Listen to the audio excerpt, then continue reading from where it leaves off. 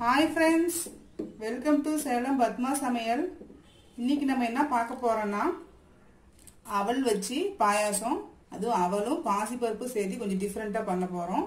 வாங்க போய் பார்க்கலாம்। அதுக்கு முன்னாடி நம்ம சேனல் இப்பதான் புதுசா பார்க்கறீங்கன்னா சப்ஸ்கிரைப் பண்ணிக்கோங்க, பக்கத்துல இருக்கிற பெல் பட்டனையும் கிளிக் பண்ணிக்கோங்க।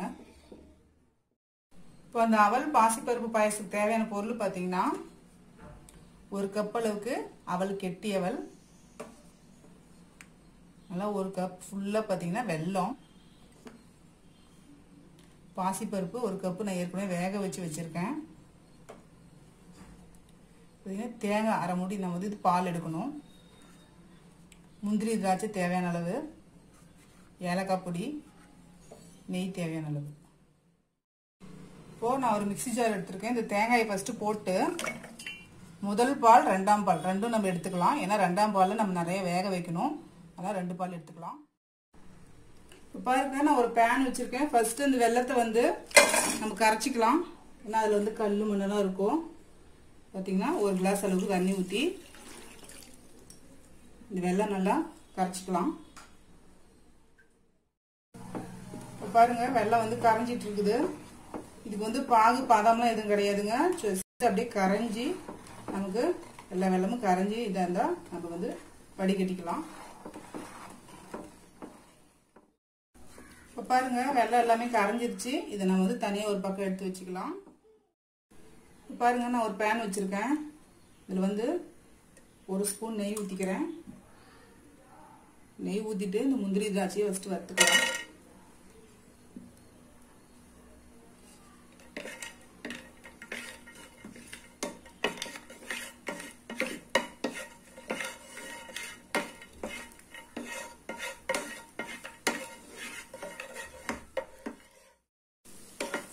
பாருங்க, இது வறுபட்டுருச்சு, இது தனியா நம்ம எடுத்து வச்சுக்கலாம்।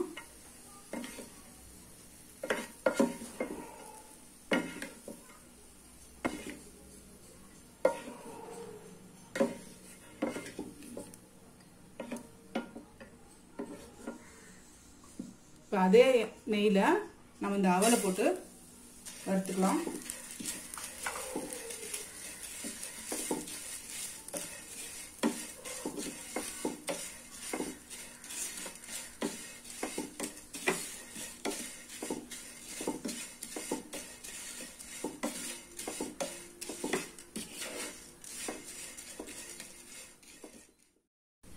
இப்போ பாருங்க, அவல் நல்லா வறுபட்டுருச்சு। இப்போ வந்து இது வந்து நான் ரெண்டாவது எடுத்து தேங்காய் பால் ஊத்துறேன்।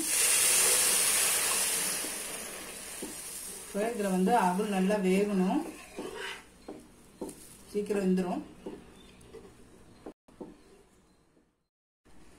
இப்போ பாருங்க, நம்ம அவல் நல்லா வெந்துருச்சு। இப்போ வந்து இந்த வேக வச்சு பாசிப்பருப்பு போட்டுக்கலாம்।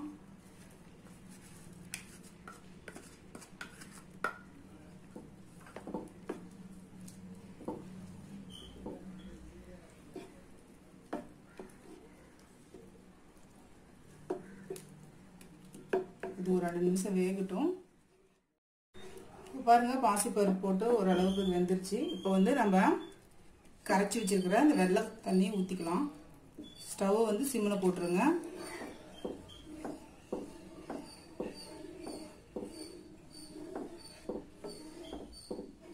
ஏன்னா ஒரு சில டைம் வந்து ஃப்ளேம் அதிகமாக இருந்துச்சுன்னா திரிஞ்சு போகிறதுக்கு வாய்ப்பு இல்லை, ஏன்னா ரெண்டாவது தேங்காய் பால் தான் ஊற்றிருக்கோம், இருந்தாலும் திரிஞ்சு போயிடும்। அதனால வந்து சிம்மில் வச்சுட்டு இந்த மாதிரி ஊற்றிக்கலாம்।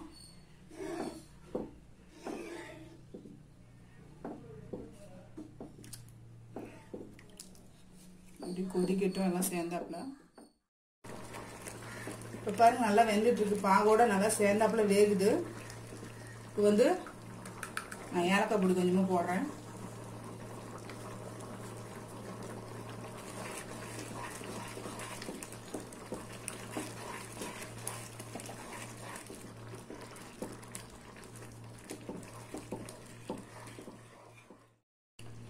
இப்போ நம்ம வந்து ஸ்டவ் வந்து சிம்மில் வச்சுட்டு இந்த முதல் தேங்காய் பால் ஊற்றிக்கலாம்।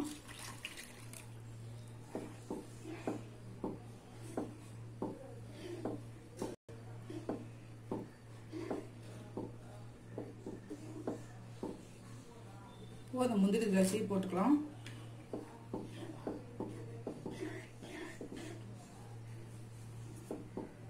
தேங்காய் பால் ஃபஸ்ட்டு ஊற்றி ரொம்ப கொதிக்க விடக்கூடாது, ஒரு கொதி வரணும். இப்போ பாருங்க கொதி வந்துருச்சு. இப்போ வந்து நம்ம ஸ்டவ் ஆஃப் பண்ணிடலாம்.